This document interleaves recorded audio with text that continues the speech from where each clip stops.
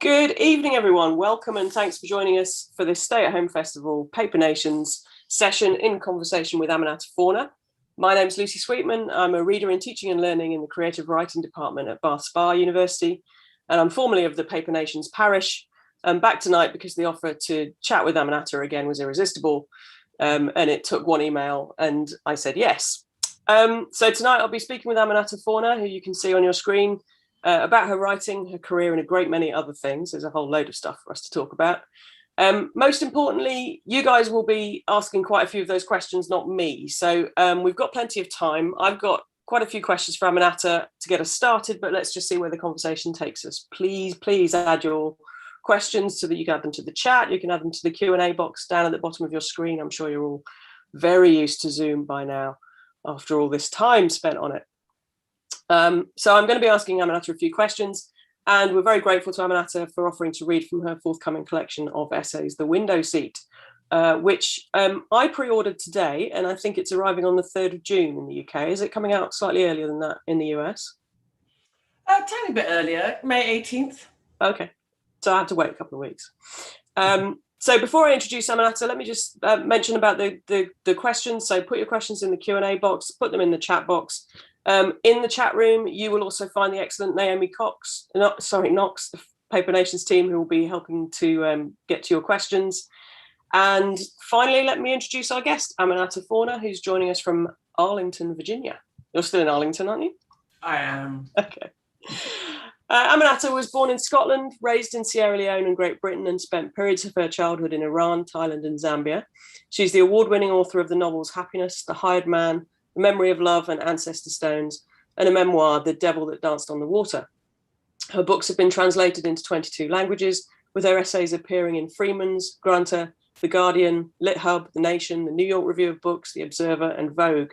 She's a fellow of the Royal Society of Literature and a member of the Folio Academy. She's been a judge for the Giller Prize, the Samuel Johnson Prize, which is now Baillie Gifford, the Baillie Prize for Women's Fiction, the Sunday Times EFG Short Story Award, the Caine Prize, and the International Man Booker Prize. She's director of the Lannan Centre for Poetics and Social Practice at Georgetown University and professor of creative writing at Bath Spa University. Aminatta was awarded an OBE in the 2017 New Year Honours List for services to literature. Thanks for joining us, Aminatta, and welcome to our Thank you. Lovely to be back. Here we are again, 9 months later. Yeah. So much has happened. So much really has. So we spoke 9 months ago at the end of a long spring and early summer in lockdown. So how have the last 9 months been for you? I mean, a lot's happened everywhere in the world, obviously, but during that time. But you live on the outskirts of Washington, D.C., and a huge amount has been going on there. Can you give us a flavour of that world outside your window in Arlington and those 9 months, and then what the writing life at home was like inside the windows? Well, you know, America's been in a state of upheaval for a significant time. And I think what's interesting from my perspective, from the perspective of an outsider, is to what extent had Americans really acknowledged the scale of their problem. And I think that, you know, the last 9 months COVID has brought a lot to a head in a lot of different places. And I'm not even actually sure that America is at its peak chaos yet. But, but I think we've won a reprieve with the recent election result. But, I think that what we saw happening across the country really has brought home to very many Americans the seriousness of their position. Sorry, I was going to say, do you think they really understand the sort of long-term problem? I don't think so. Let me tell you where I live. So I'll put it into context. Now, I live in Arlington, and you might have heard of Arlington Cemetery, but Arlington is also where the CIA is based, and the FBI is very close to here. So a lot of my neighbors work for those kinds of agencies, which on its own is fascinating. And a lot of them were bureaucrats within the Trump administration, that they were, they had worked, they had State Department careers and things like that. So I have access to very, very good information. Yeah. And I would say that they take it seriously, okay? Right. The people who were previously working under the Obama administration, who switched over to the Trump administration, I think they take it very seriously. Mm. But does the average American really realize? No. And I think there are various reasons, but I think the simplest explanation is the profound belief in two things. One is it couldn't happen here, which is generally, a Western wide belief. Yeah. But the second thing is the idea of American exceptionalism. Yeah. So, whenever I have tried to explain to people, and I had lunch with one of Hillary Clinton's advisors, and years ago, right? 4 years ago, and I spelled out all the reasons why I thought America was in grave trouble. But I was talking about other countries, if you see this, and when you see this, and when you see this, and when you see these things coming together, that's the warning sign. And she listened very intently until I brought it home to America. And she went, oh, no, not here. So I'm in this sort of, sort of sad but smug.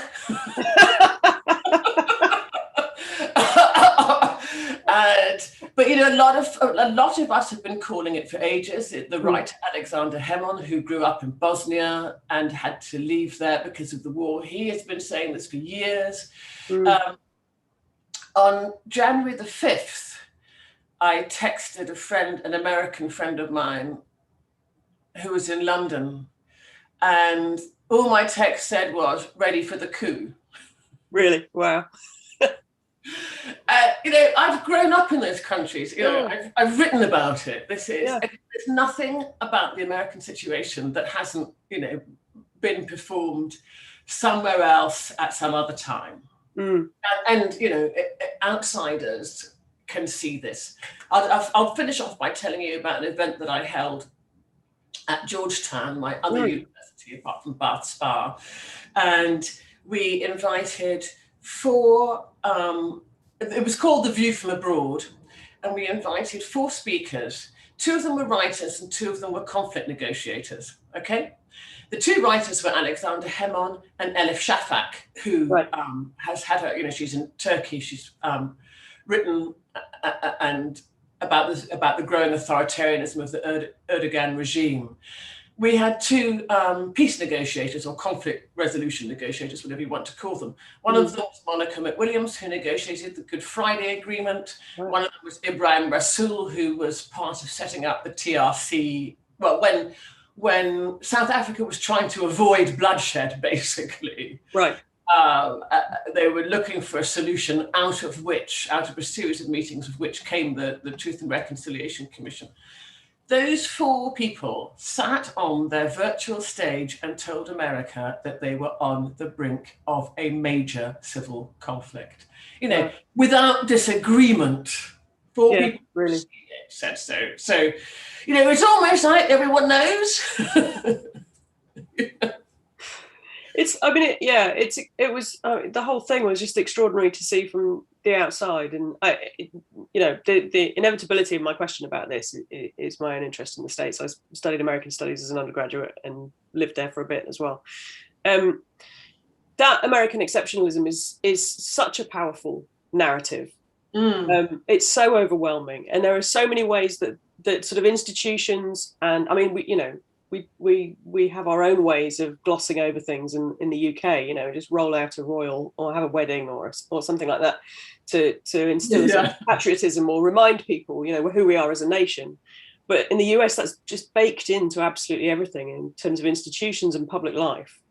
And it feels like a set of protective factors to that realization. So regardless of that message that you might hear from very sensible people who have seen it elsewhere, that it would simply be received as a no.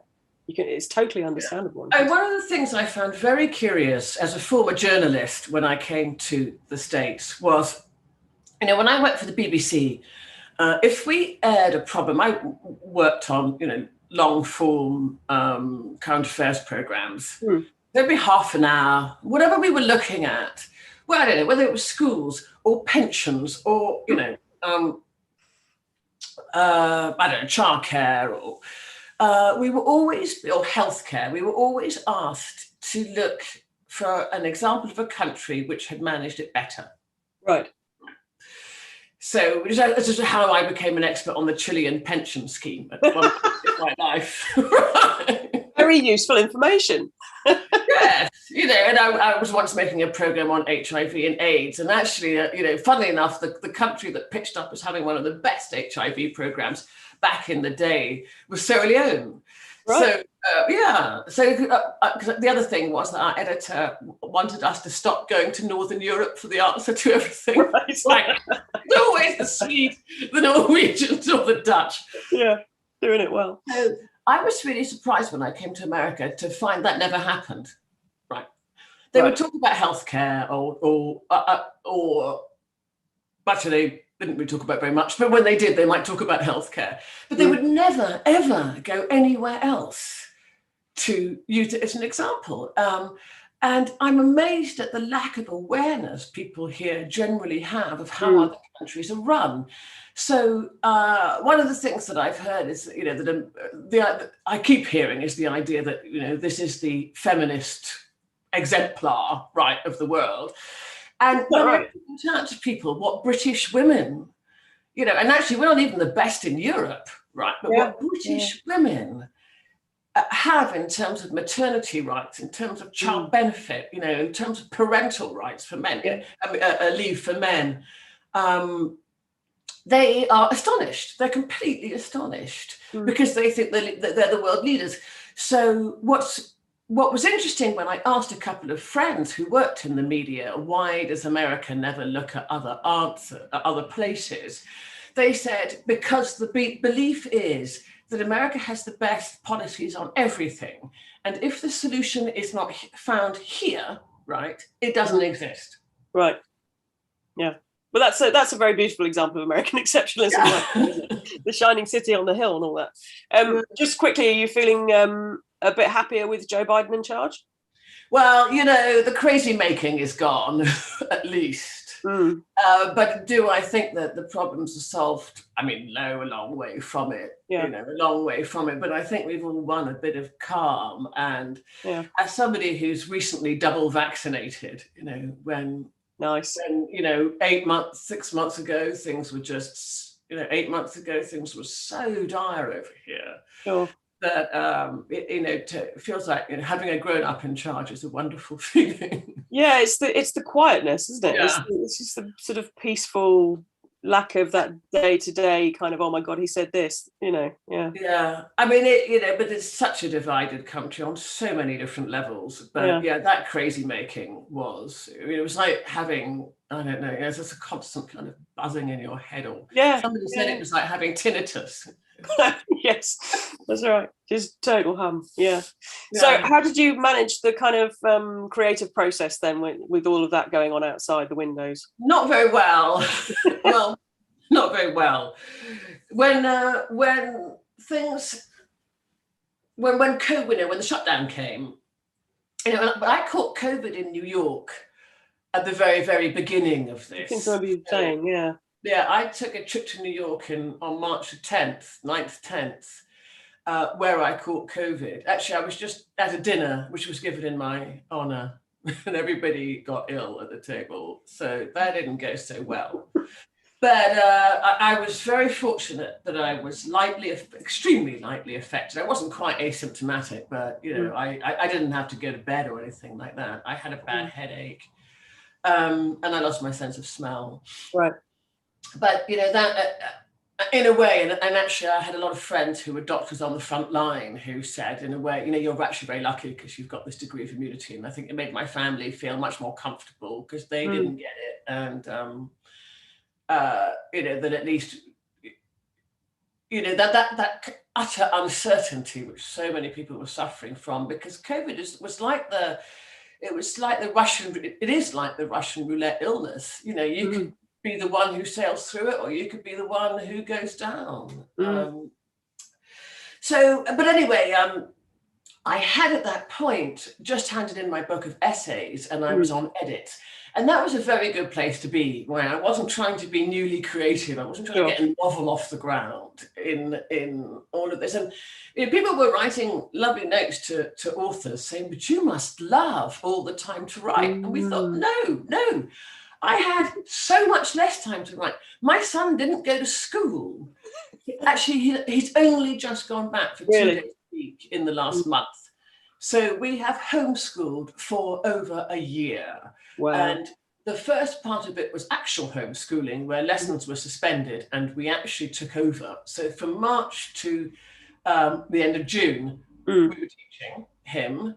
And he's 10, I should tell you, not 17. Right. So proper teaching. And then we had the summer, and then he went back virtually. And anyone who thinks a 10-year-old can sit in front of a screen for the best part of a day is, it's fanciful. So, yeah. COVID to me was the biggest time suck ever. There were so many different kinds of experiences of COVID. Some people bored and alone and sort of going down some kind of social media rabbit hole. But if you had a family over COVID, you were scrambling. If you had a family and a job, you were really scrambling. Yeah. So I decided to get on with some practicalities, and what did I do? I got a new book commissioned. I wrote a proposal. I worked very hard on a strong proposal for a book that I have been thinking about for many years. Oh, good. Finally got there. And then I've written some reviews. I've written a couple of essays, but not much. I accepted a commission for a short story because I thought it would get my creative juices flowing. And boy, was it like drawing. It was like drawing hard. I got it done in the end, but it was tough. So I'm really looking forward to having my family out of the house.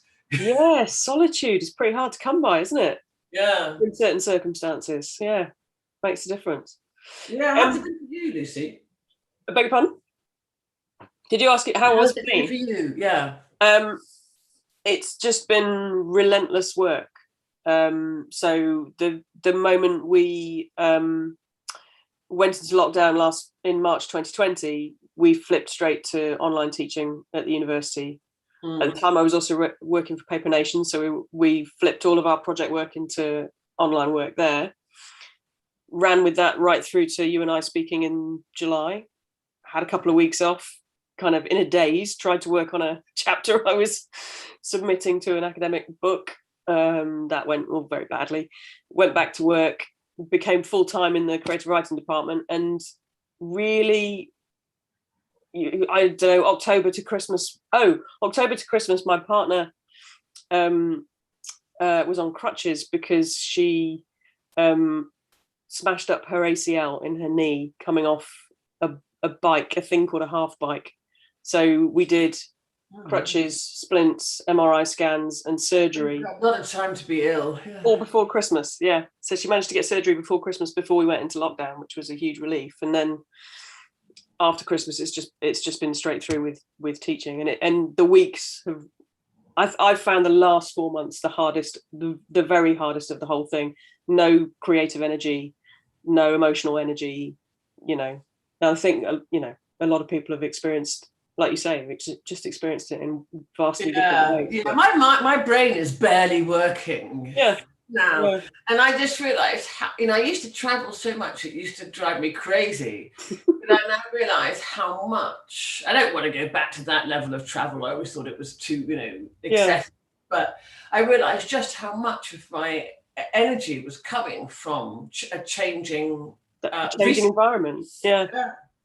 Interestingly, I was about to ask you about the Follow the Sun conference that happened in January, where you gave the keynote, because so for people who don't know, the Follow the Sun was convened by TRACE, which is the Centre for Transcultural Creativity and Education at Bar, and where Paper Nations is based. And the whole idea with the conference was to be completely online and to have a program that ran essentially across calendar-wise 2 days, but a full rotation of the planet, with the program focusing wherever the sun was at any given time in the temporally speaking. And the theme was about place and the displacement of place, which was based on something that you said about place being displaced by our experience of COVID. And I wanted you to say a little bit more about what you meant by that, given what you've just said about travel and about, you know, our familiarity in our environment and what feels, you know, material and real and meaningful to us, and how that's shifted over the last 9 months. Yeah, I mean, it certainly sounds like something I would say. It's something I did say, but I'm not entirely, I can't quite remember the context, but I do, I think that I would have been referring to creative writing and, you know, the idea that writing came out of place. And I'm not talking about nature writing or writing about place. I'm talking about canons of place, right? You know, English and French and American, and that this has been really overtaken by transnational literature, by literature that either moves space or is not bound by space anyway, by place.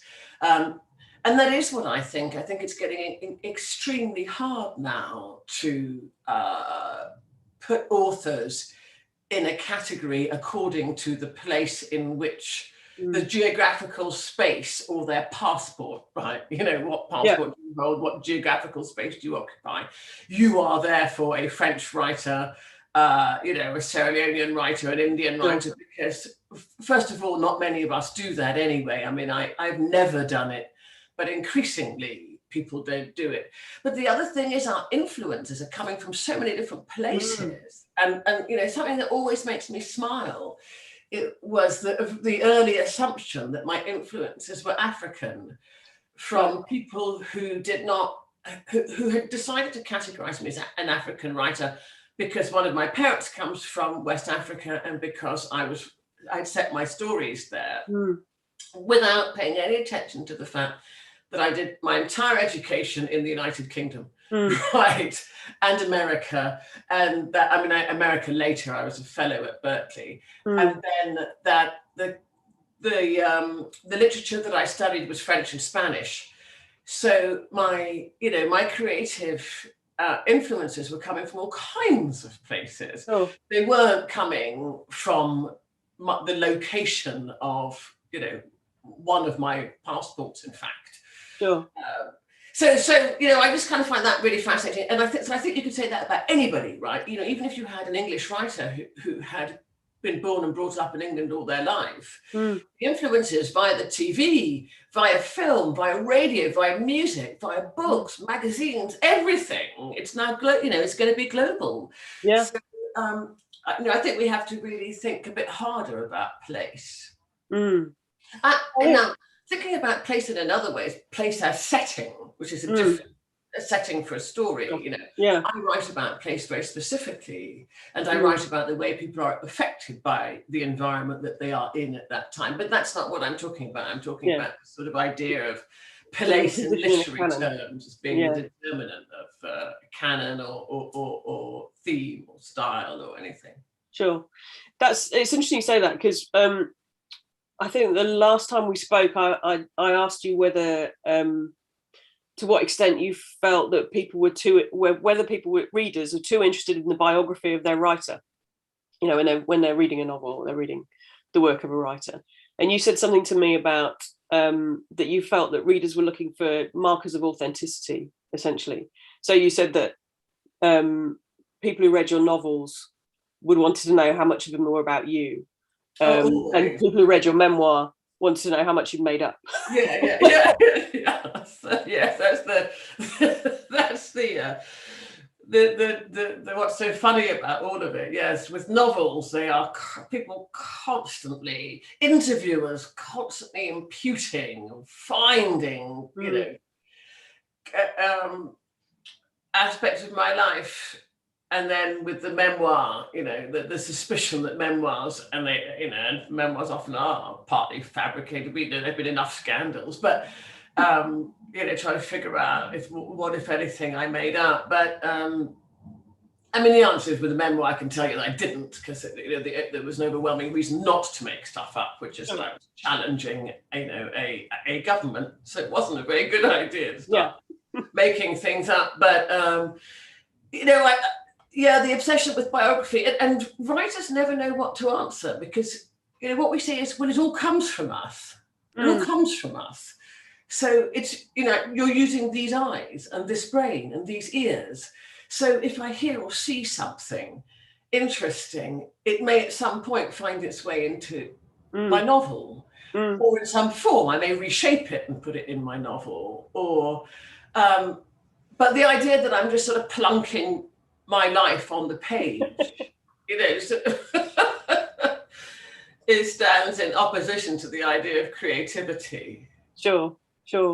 I just wondered whether, if in your view, readers are looking for authenticity, or just to understand, almost a kind of, is this writer speaking with authority about a particular issue? Yeah, I mean, it's an obsession, authenticity, in all things, right? Now, whether it's food, or whether it's literature, whether it's fiction. I mean, my view is, if authenticity is that big a problem for you, you should read non-fiction. There's a simple answer to it, right? Sure. Read non-fiction. But when somebody is creating a work of the imagination, that's what they're doing. And you have to, and they are attempting to be as convincing as possible. And if they're a good writer, they will have done their work in order to do that. But it is a work of imagination, and you have to approach it like that. It is not a lecture, right? It's a work of imagination. And believe me, as somebody who was almost never represented in literature, in the literature of the past, as a mixed-race woman of African descent, I was almost never represented. And representations of places that I knew were, often terrible and insulting. Sure. I have learned that I'm a critical reader. That's what I am. But and I've put books down because I just think, right, this author is really not. It's not giving this subject matter the degree of conviction that they should. They're not really grappling with their subject matter. They're basically treating us like fools. And I think it's kind of interesting. One of the things that's really interesting to me is, that authors now, there was a time, like 100 years ago, or in Shakespeare's time, Shakespeare could create Venice in Othello, pretty certain, without being there, number one, obviously. That being there, but also without, in the fair knowledge that most of his readers would audiences would never have been there. Now, of course, that's a lot harder to pull off. And what I remember thinking recently about the novels of the 1970s, 80s, 90s, written by white people, where they had black characters, or set something in an African country or a West Indian country, or you could tell they were writing on the assumption that none of us would be reading them. Sure. Yeah. No, you can't do that. Absolutely. Yeah. Number one, that we wouldn't be reading it. Number two, that people hadn't traveled widely. Yeah. Number three, that people couldn't just look on the internet to check the facts. So it's a lot harder for authors now. But that to me is a good thing to me. Yeah. Do you think do you think that the desire for authenticity, aside from its good points, has increased from a sort of more negative kind of way, in a way that doesn't necessarily accept the artistry of the work that's in front of them? Yeah, I think I know what you're talking about. Yeah. The whole idea that we can only write based on our own experience, and I tell this to students. And I teach creative writing, and I teach at both levels, right? Entry level, advanced. But also I give talks like this. We have these kinds of conversations before university students who are some of that age group are some of the most vocal in the idea that people shouldn't write about what is outside their own experience. Mm. So I redesign one of my novels for them, and I say, okay, you know, I've written a novel.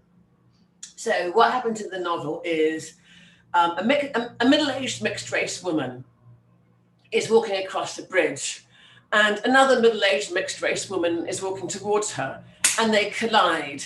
And then the middle-aged mixed-race woman, and this is all in London and somewhere I live, and this other middle-aged mixed-race woman goes to meet another middle-aged mixed-race woman, and then another one comes in, and there's another middle-aged mixed-race woman, and she does this. Because that's essentially what my novels would read like if I couldn't step outside the boundaries of my own life, right?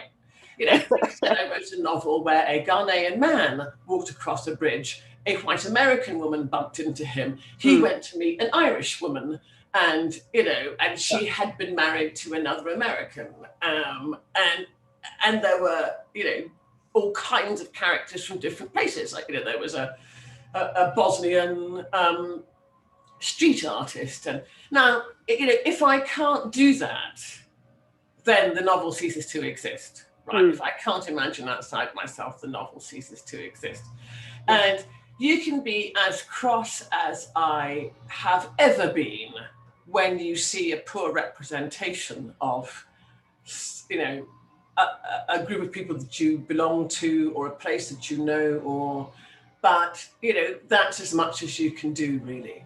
You know, you can be cross, by all means, you know, write a furious letter to publishers, to a newspaper, or whatever, you know, take it up with the publisher or the writer. But the idea that people shouldn't have that creative freedom makes no sense to me at all. Oh, thank you. I'd like to ask you to read, if that's okay, from the new collection. Could you just? Oh, look, you've got your copy. Look at that; it's lovely. I'm very much looking forward to having it in my sweaty palms. But could you just tell us a little bit about the essays that are included? Because I know some were previously published and some were new that you added. Yes, so I've written most of them in the last 5 years. There's just one from before, in the last, 3 to 4 years, actually, because since I've been over here in the States. So most of them are from the last 3 or 4 years. One, The Last Vet, which is set in Sierra Leone, I wrote for Granta some time back. But most of them have been published, either the New York Review of Books, or Granta, or LitHub, or, you know, various places. And then I wrote about 3 especially for the collection.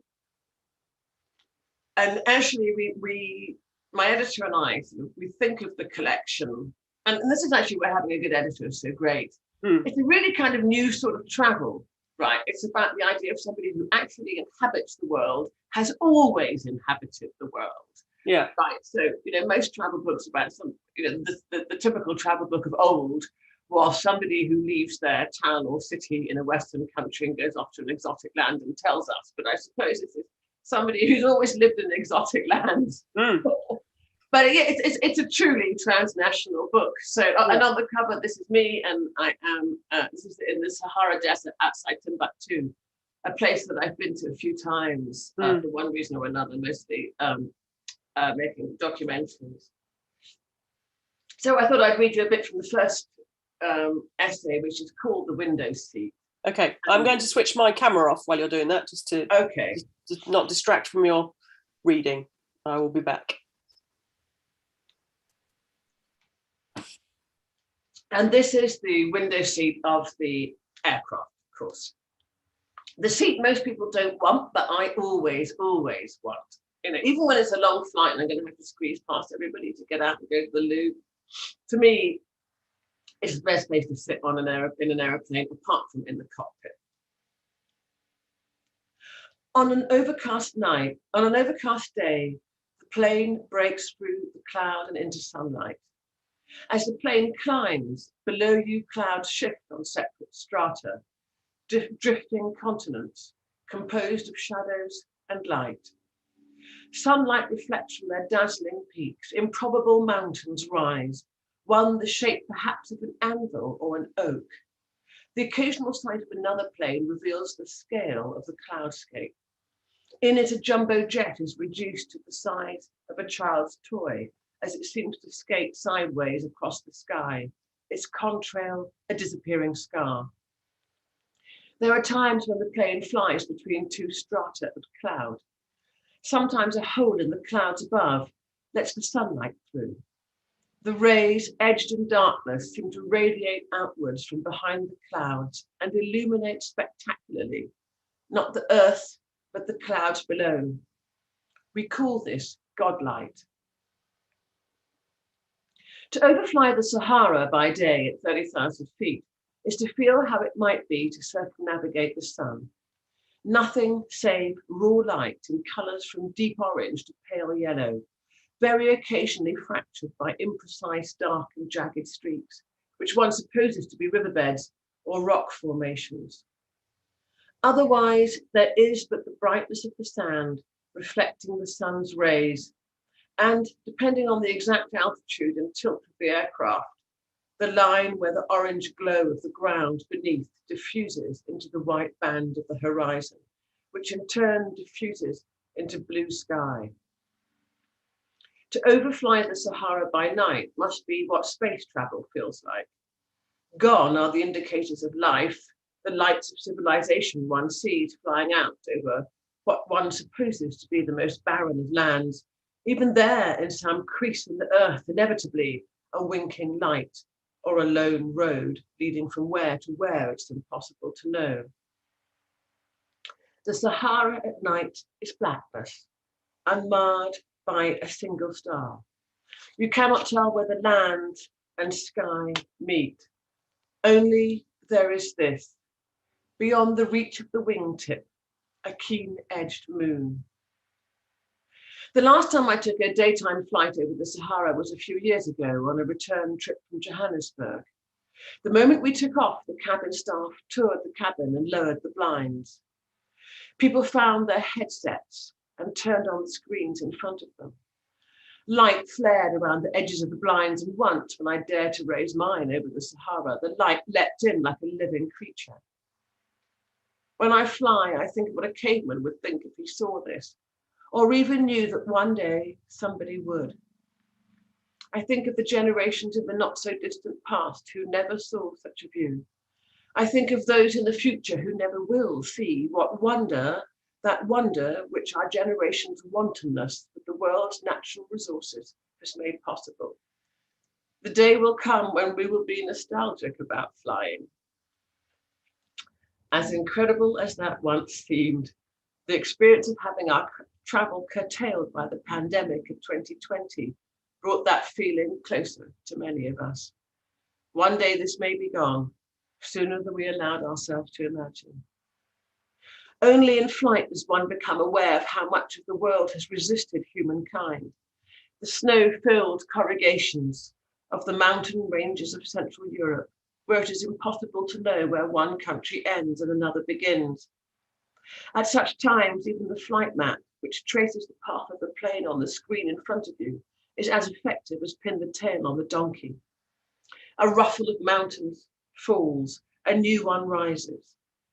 Once I imagined we must be flying over the Alps, but though I think now it was the Massif Central, because a short time later I looked down and saw the real Alps. I was entirely unprepared for their scale. They seemed to stretch upwards, reaching not so much for the sky, but as if to swat the plane out of it. I have skied on the Alps, and I remember being awed by their beauty, but I could see only what filled the frame of my vision, which I realized once I was flying all 1,200 kilometers of them lying across 8 countries wasn't very much at all. To fly over England, indeed much of Northern Europe, is to see a land given over almost entirely to human use, field abuts field, the evidence of human industry. Before views like that, man appears more ant than ape. For a long time, I wondered at the circles that appeared across the American landscape in different hues and shades from earth to green. Sometimes they appear in ones and twos within an otherwise empty landscape. Other times they arrive in their dozens, in different sizes, overlapping each other like a Kandinsky painting. Other times still, you see them arranged in rows with architectural precision. They remind me of the crop circles that appear every year in fields in England, and which many believe are the result of paranormal activity, and others take to be the work of talented pranksters.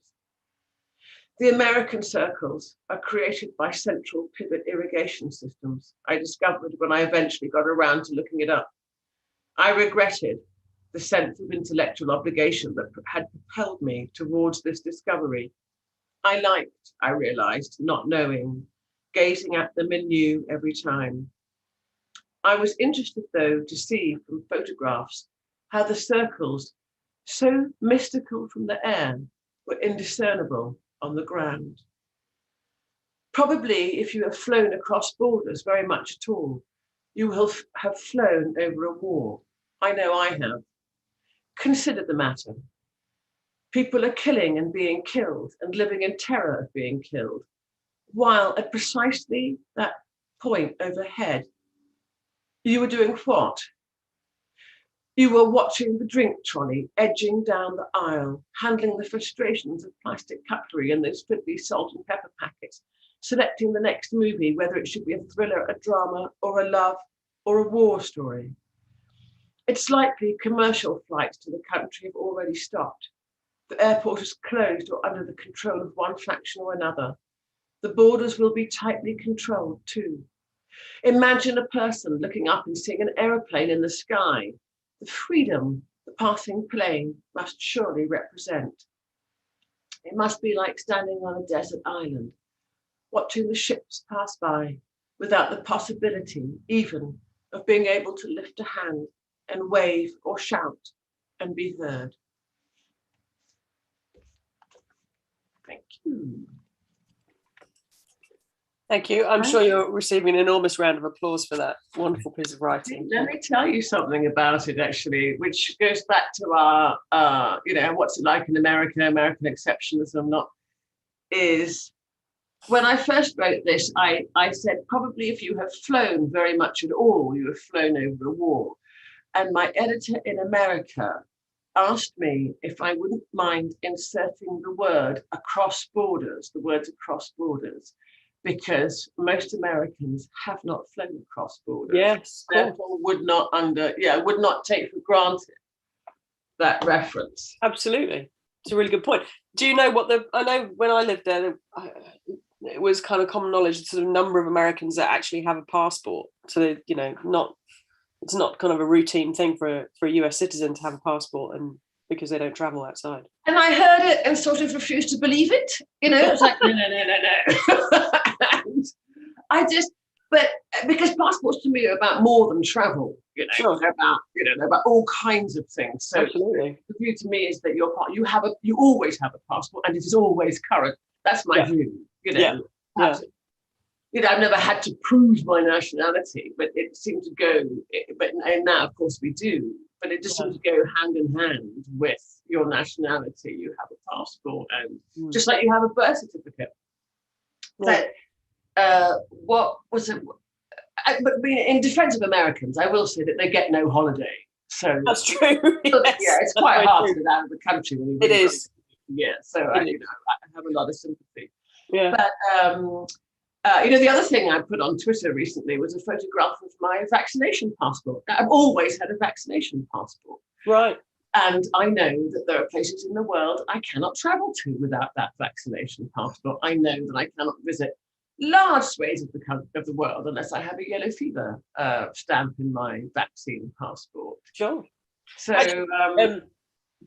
people are learning new things about passports. Absolutely. I mean, I recall arriving as an overseas student in Chapel Hill, North Carolina, at the University of North Carolina, and being told that I didn't have sufficient evidence of having been vaccinated for MMR, measles, mumps, rubella, and that therefore I had to have an MMR shot before I was allowed to register for classes.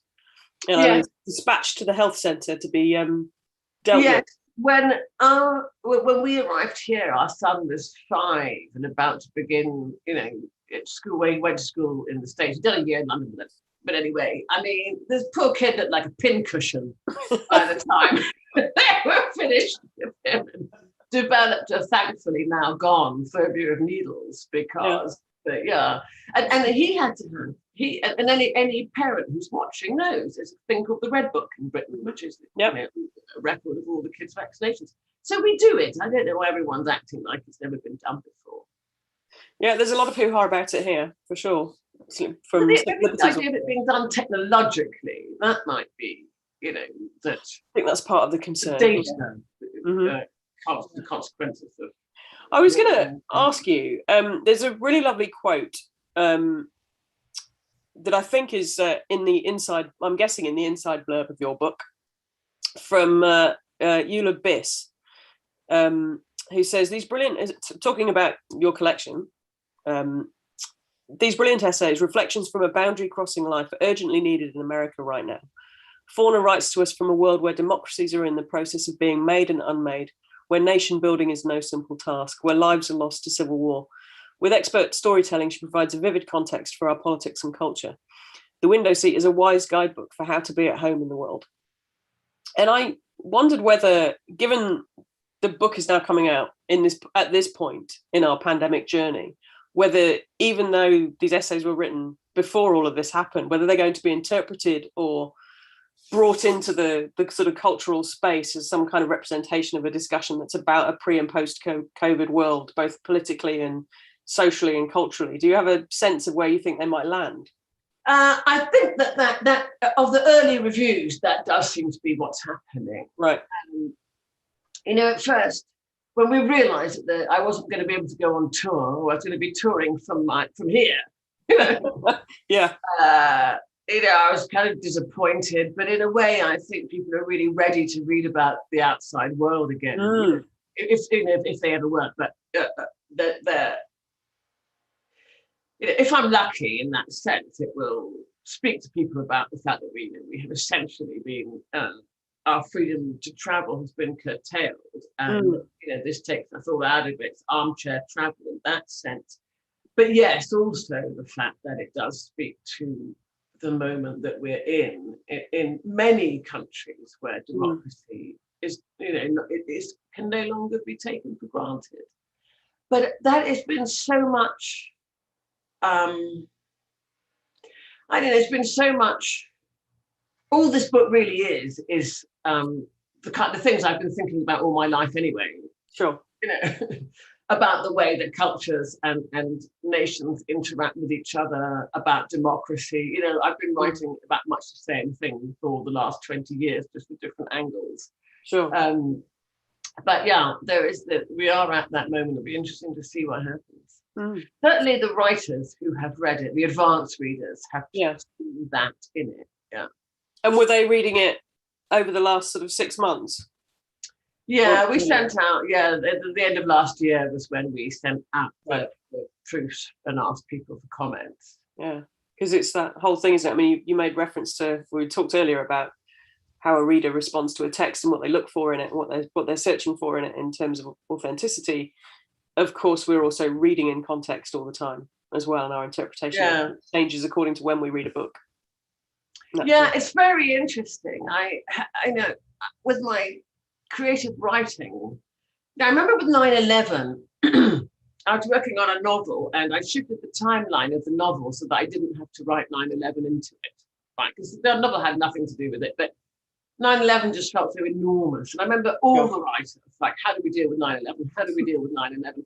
And now it's like, if you were setting a novel that took place 20 years ago, you wouldn't think, I'm going to put 9/11 in it, But at that moment, 9/11 seemed like everything. And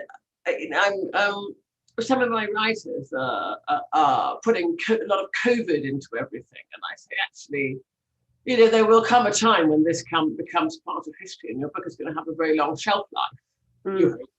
So you have to really make a judgment over whether you're going to write with that at the forefront or, how much of it is it going to be, trying to anticipate. But you can be sure that the readers of 20 years hence will probably, they will have no memory of COVID. When I taught at Williams College, and at the beginning of every semester, they used to, in the library, they used to have a little display of all the things that were current, the year in which our freshers were born. right? Right. So they'd always put the Booker Prize winner, the Pulitzer Prize winner, whatever song was number one, whatever video, you know, and of course that will have all changed now. I guess what would you be doing now? You'd have. Well, I think they used to put what the computers looked like at that time. And it was just a very good reminder for faculty to realise that references that we might take. You know, I now know that even with American students, I cannot make references to 9/11. Wow. And take for granted any kind of granular knowledge. They'll know what it signifies, but they won't have no living memory of it at all. It's amazing, isn't it? Yeah. Yeah. I've been increasingly having getting older. That's what it means. Yeah. I mean, yeah. Those increasing conversations about my students sort of saying, "Oh yeah, I was born in 2000 or 2001," and that's hard enough to hear. And then there's discovering I'm older than their parents and all that kind of stuff is starting to happen to me as well. So, I mean, but I've often thought it because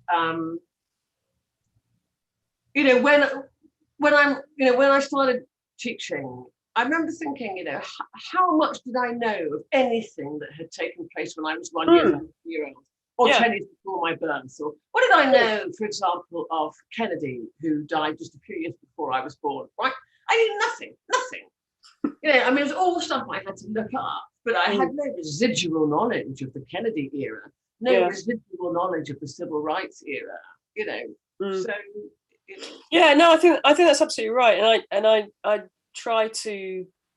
I just realize that there are so many conversations I would like to have with my students about all of those things, and we never have enough time for it. And often it may not even seem, they just would boggle at the idea that it was in any way relevant to them in some ways, as well. Yeah.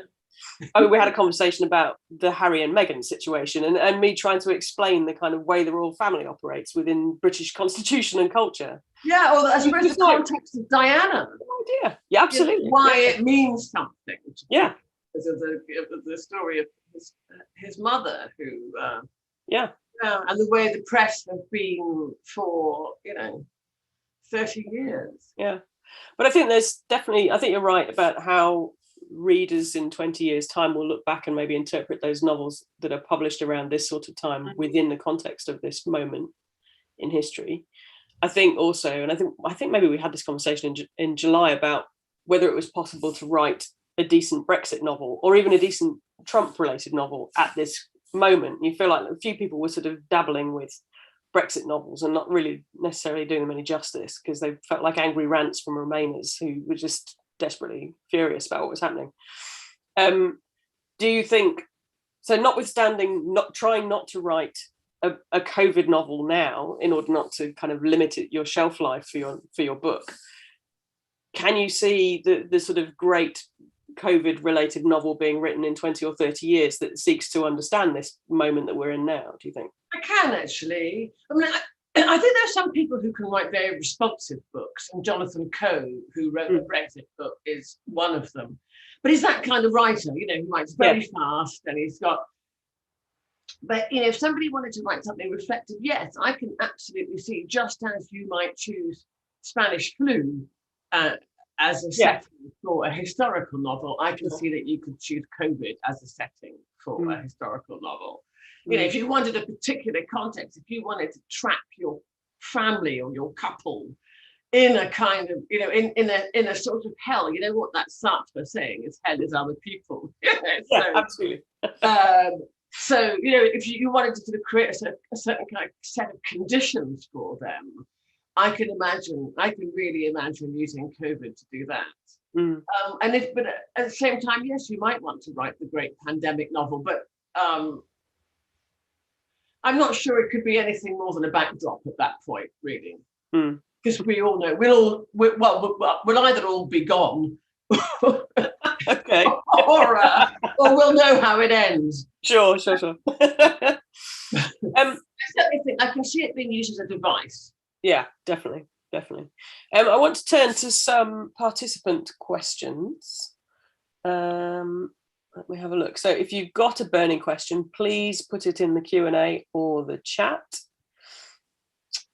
We've got a broad range of people knocking about with us today. There's something in Q&A and there's something in chat. Yeah, the chat is a bit more of a discussion. So in the Q&A, we have a couple of points from Esra Hussein, who says, thank you for this fantastic conversation. We're all very welcome. I think Esra is joining us from Glasgow, City of my birth. Right. So she says, Esra says, I'm currently including Aminatta's work in my PhD research, and I'm wondering what her thoughts are on being a Black Scottish author. In terms of terminology, does she prefer to be called African Scottish writer than Black Scottish? And Esra goes on to say, when exploring the legacy of exploitation and colonialism in creative writing, do you face certain limitations or challenges, for example, archival resources and sources? So all from the same person? Yes, yeah. I describe myself as African and Scottish. That's what I say. Both, it's just both. Mm-hmm. But I mean, I don't have any particular problem with the other two either. I mean, actually, sorry, I don't say African and Scottish. I say Sierra Leonean and Scottish. Right.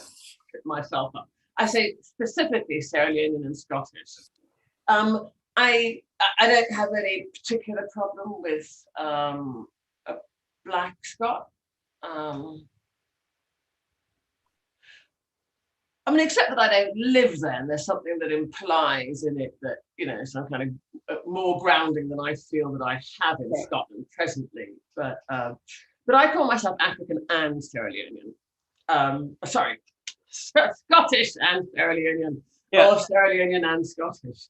I mean, I describe myself so rarely. But if I'm ever asked, I say Sierra Leonean and Scottish. I mean, funny enough, I just don't have a deep attachment to identity, so I don't think about it as much as perhaps people imagine that I do, because I've got a hybrid identity, and I also know people have multiple identities, and it sort of depends what context we're in. And, you know, so actually, if I'm asked in America, I'd actually say I'm British, or I say, if people say where you come from, I quite often say London because it's where I lived. Right. But it's also where we still own our one and only house, and it's just it's a simpler explanation then. Well, I was born in Glasgow. I must have here, and I grew up partly here and partly there. But in answer to the other question about archival resources, writing about colonialism, I'm not. What did I? I've only done it once in non-fiction, which was when I wrote about my father. But actually, there were a heck of a lot of resources. So there are these famous red books. The second time I've mentioned the red book. First one was for kids' vaccination. The second one was the red book. And every country that was part of the empire basically had a set of accounts written for it every year. And this, I mean, you know, if there was no greater evidence of what empire was about, it was the red books, which was a set of accounts on what Britain was getting from that particular colony and what the colony was costing Britain.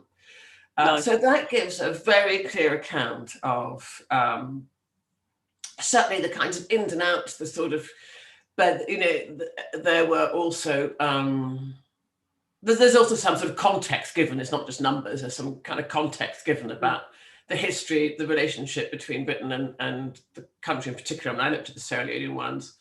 But the other thing that I've always found immensely helpful for any research on anything that took place in the last, 100 years is the ambassador's dispatches. So an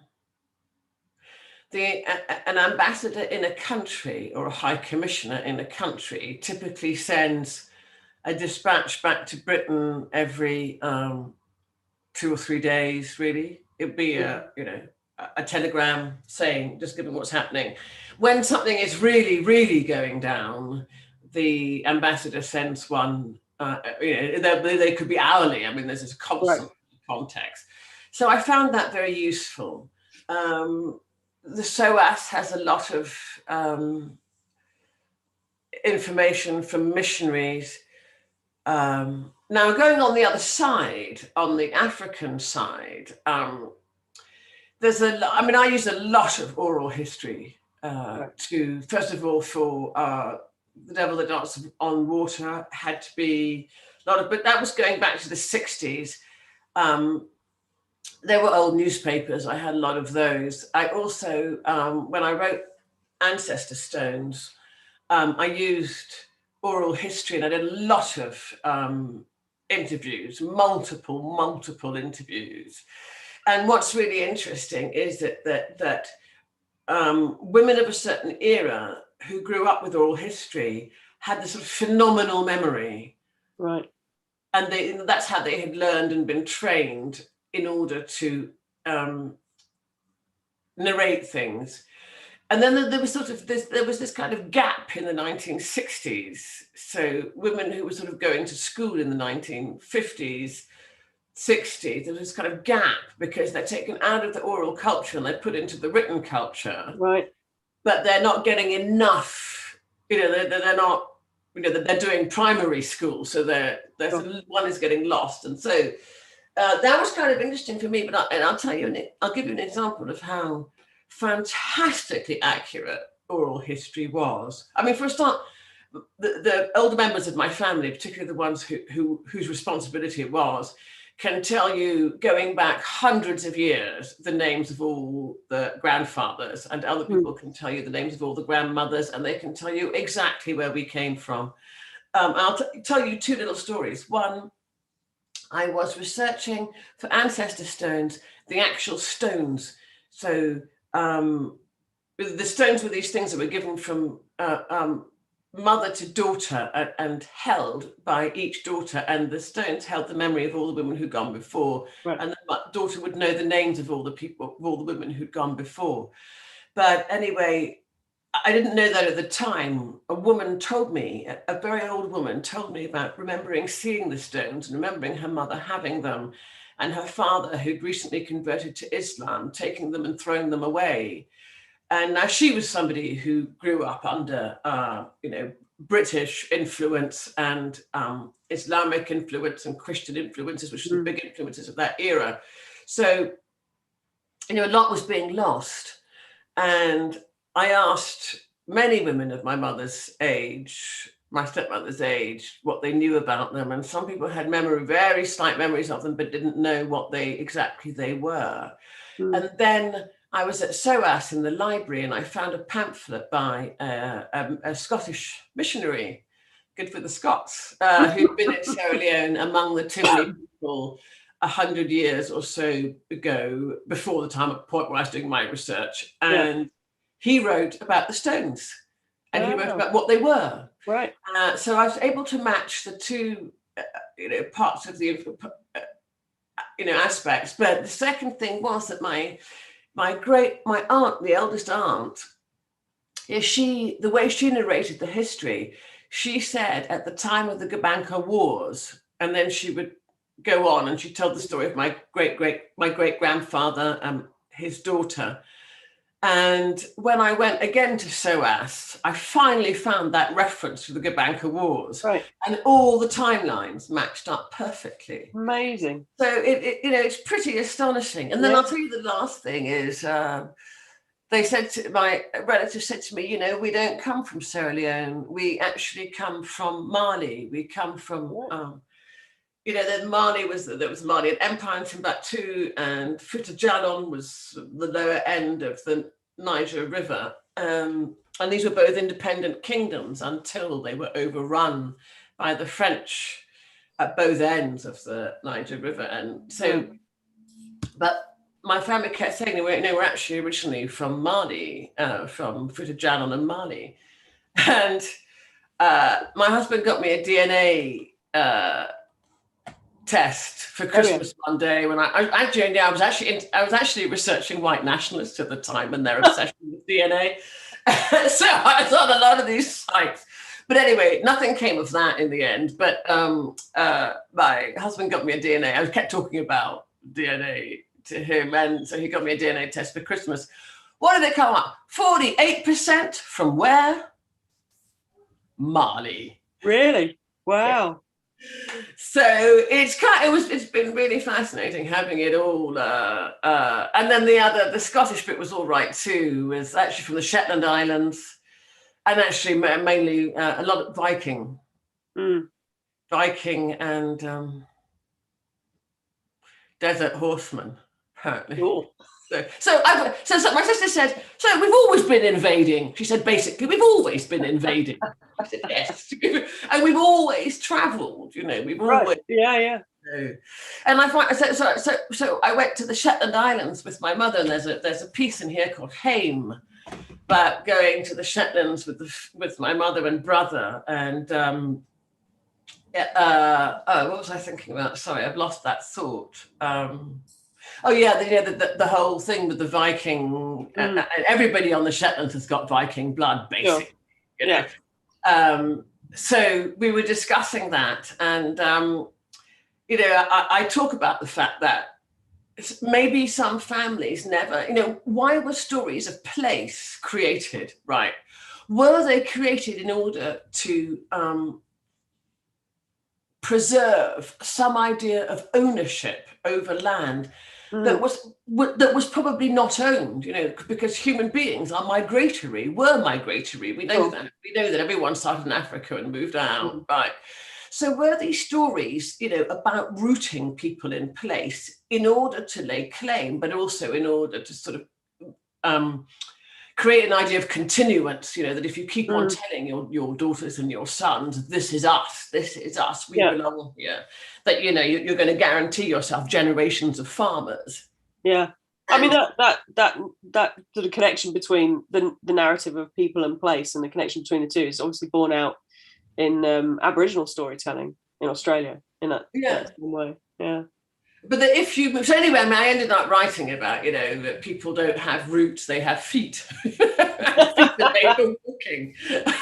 And we've actually always migrated. We may choose to stay in certain places for certain times, but we've been a migratory people, species for thousands and thousands of years. Apart from lockdown.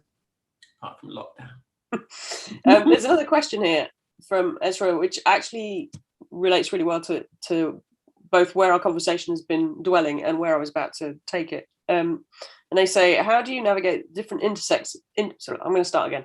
How do you navigate the different intersections of your identity, brackets, race, ethnicity, gender, class, in your writings, and which parts of your identity would you argue are the most prominent, or which part is the most prominent in your writing and criticism?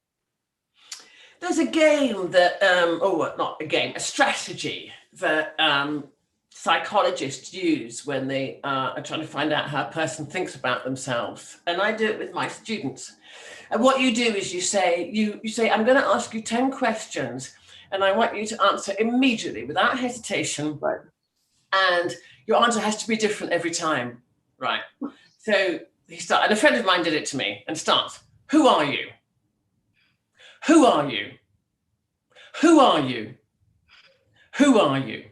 Now, that will tells you how people's identity, how they see themselves. Right. And I do this with my students. Right, I teach transnational literature, so I do it with my students. And it's very interesting to see how people come up and how low nationality comes, right, how high occupation or family comes. So occupation comes, with students less so, but with other people, especially people with a vocation, occupation comes very high. So I'm probably writer before I'm anything else. Right.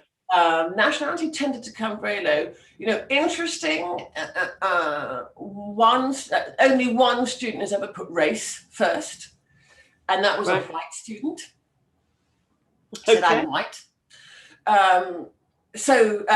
Family, occupation, religion tends to come reasonably high if somebody is religious. So it's kind of interesting that, isn't it? So, I don't say I am British, or I don't say I am mixed race, or I don't say I am black, or I don't say I am Scottish.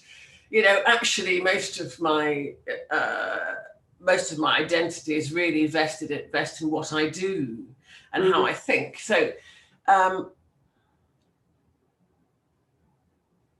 recently, I had the privilege of reading a lot of things that had been written about me. I hadn't read much academic discourse about me before, but somebody was actually writing a book about me and asked about my work and asked if I would have a look at it. And I didn't think that they would tell me anything I didn't know. Right?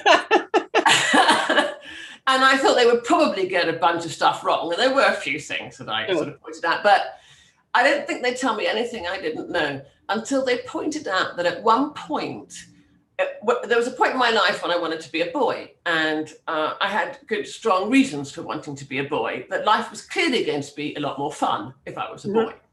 And I was going to have a lot more independence if I was a boy. And I didn't realize I was also going to earn 10 to 20% more, but if I did that, I would have put it in the mix. Right? But anyway, I wrote about it in The Devil That Danced on the Water, and also with my African family and my British family, and, you know, each kind of trying to sort of, you know, make me more one than the other. And so this critic wrote, once she's rejected all identity, right? You know, as being, she rejects all identity. And I think that's true, actually. Right. You know, so I had rejected gender identity. I had rejected specific, well, national identity. Yeah. And I think that's true. You know, I have been somewhat at sea in this whole identity obsession, because I don't really know what it is other people are. I don't really know what it is everyone's thinking about when they think about identity. And I've asked people, you know, can you describe it for me? You know, give me a definition of it. And I'd love to know what that definition is, because every time I ask people, what is your definition of identity? I mean, is it how you see yourself or how the world sees you? You know, the way I see myself is as of nothing. I'm just an amorphous brain wandering down the street thinking thoughts, really. I'm not walking down the street thinking I am a Black woman. I am a, you know, I'm actually wandering down the street thinking about what I'm thinking about, and the vessel that carries me. So the way other people react to me, you know, that tells me something about how they see me, but it doesn't tell me much about myself. So I've always struggled with it, to be honest. And I've never really understood why it's a big issue, such a huge issue. Maybe I just had my struggles so early that they have become past. Like you've transcended them. Yeah. But I think it's a really interesting take, particularly at the moment, and it comes back to that stuff about sort of authenticity and writing, and the kind of what is it okay for me to write about if my identity doesn't match the characters that I might be writing about, and it does feel like a moment. And I suppose one of the things I'm always curious about, because I'm like you, I'm very curious about that too. And as you were describing the activity that you do with your students, I was thinking, oh God, I don't know what I'd say.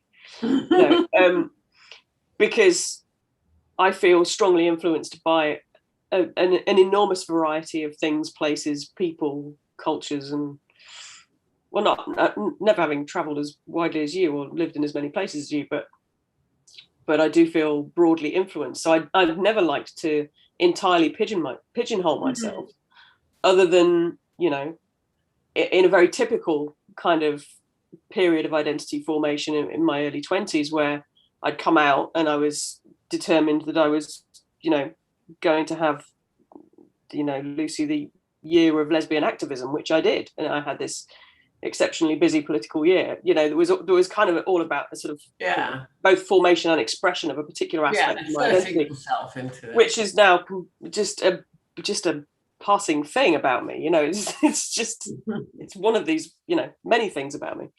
But I think this moment feels, I don't know where it's come from. I don't know why we've got to here, and I don't know where we go from here. I don't know. I'm baffled by the desire to create more and more labels.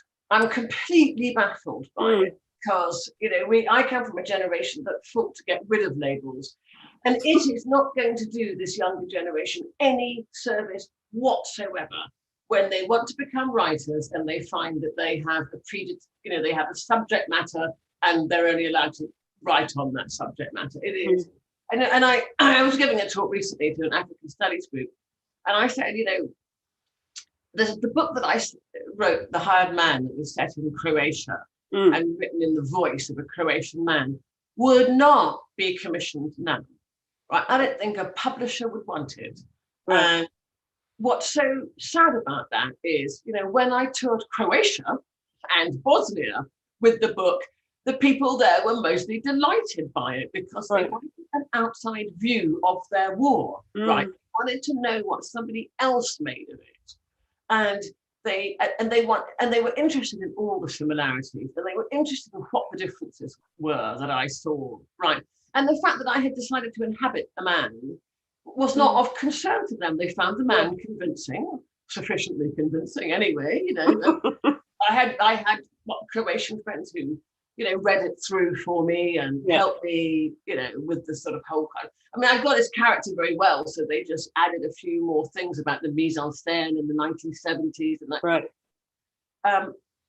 But, it is such a tragedy to say that we are not going to be able to ever look outside ourselves. We can never look across. And as I said, when I wrote, I was about to write Happiness, and I was on a panel with an English writer who will remain unnamed. And he said that I could never write a book. I could never convincingly write a book set in the UK because I wasn't really British. Wow. Yeah. And I said, well, there's a Chinese saying, a cow can tell you what it feels like to stand in a field eating grass, but a cow cannot tell you what that same cow looks like standing in a field eating grass. So, That's right. This is, these are dangerous paths to tread, to start saying who can and cannot write what. I've been told I can't write a book set in the UK, and now and now we're sort of back in the same place again, but just with a different set of people, and it's it ain't right.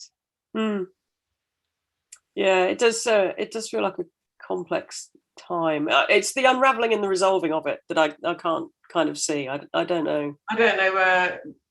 Maybe these things are cyclical, and it'll just sort of. Well, that's entirely possible. We'll end up with a I wish publishers would just really, keep the courage of their conviction. And I notice in my writing classes, once I'm teaching advanced writing, one of the exercises I do is make my students write another person. But I really notice that what's happening is that the flight out of this conundrum, this authenticity conundrum, is to write fantasy and speculative fiction, and that's what's happening. Futurism and things that are not, no one can actually sort of ground in reality and accuse anything. So if you want an awful lot more novels like that. So do you know what, we are out of time, like our official allotted time, Aminatta, because this conversation has been so excellent. Well, that's been a lot of fun. I've enjoyed it. Me too. I want to thank everybody for their questions. I honestly, we could go ahead and do part 3 and part 4 if we really wanted to get into some of the politics and the culture of the moment. But I would like to thank you, Aminatta, for being with us again 9 months later. And thanks to everybody for turning up on a Friday evening if you're in the UK or wherever you are. Maybe you're on the East Coast as well. I don't know, the US. You might be somewhere in Europe or further afield, but thank you for joining us.